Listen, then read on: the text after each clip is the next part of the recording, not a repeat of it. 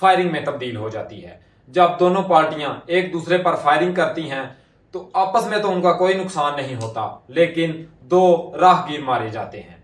खैर, वक्त गुजरता रहता है और दोनों फरीक एक दूसरे पर हमला आवर होते रहते हैं। फिर दिन आता है 16 जनवरी 2023 का, जब चौधरी नईम रजा अपने ही इत्तेहादी चौधरी मूसा लाई का कोटला में पत्थरों से इस्तकबाल करते हैं।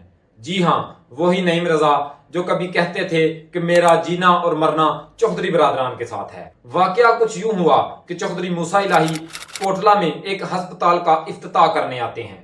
उस अस्पताल का जिसकी जमीन चौधरी अब्दुल मालिक ने दी थी, चौधरी मूसा इलाही उसका नाम तब्दील करके अपने दादा चौधरी ज़हूर इलाही के नाम पर रखना चाहते हैं। लेकिन बात जब वालिद की इज्जत पर आती है तो दोनों भाई चौधरी नईम रजा और चौधरी आबद रजा अपने माजी के तमाम इख्तलाफात बुलाकर एक हो जाते हैं।